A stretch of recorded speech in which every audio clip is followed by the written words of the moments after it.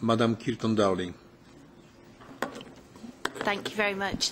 And thank you very much for the presentation. I'd like to start off by supporting Mr. Peterson's comments about the role of the European Parliament in the governance of the proposals. I think that's absolutely crucial, but generally welcome the proposals, especially the central role of energy efficiency, the importance that you've given to public engagement through civil society and cities, and the role of smart cities.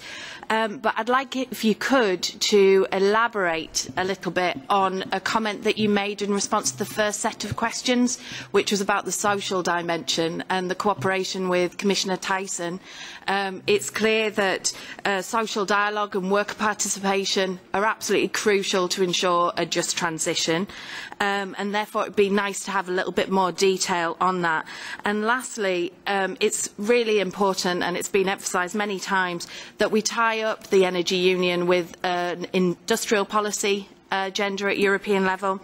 And a clear part of that industrial policy agenda, and one of the key technologies in there, is carbon capture storage, particularly industrial carbon capture storage, as a means of creating new jobs and maintaining existing jobs. To give you one example, in my home region of Teesside, it's the energy-intensive industries who are leading the development of plans, and plans which will create thousands of new jobs through CCS clusters, whilst maintaining tens of thousands of existing industrial jobs in the region. So what role for that part of the energy mix? Thanks very much. Concerning question of Madam Kirton-Darling, social dialogue, this is clearly the idea which we are working on together with Madam Tyson.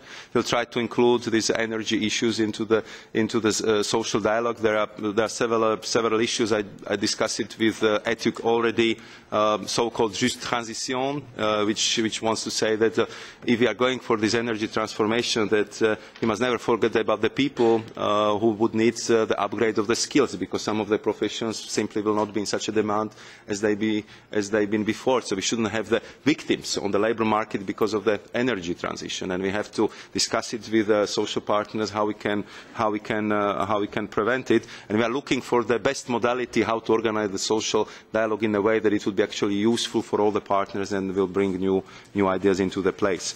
How to finance the carbon capture and storage research.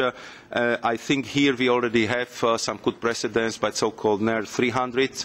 Now we will have the new NER 400 fund, which will go in that direction. And I hope that with a proper carbon price, we can also send a signal to the private investors, private companies, to engage more and to see business case, business potential in this, because I think for also some of the questions related to coal and clean coal issues, we need to develop a good, viable technology which should make sure that carbon capture and storage works and it's deployable and we can use it on industrial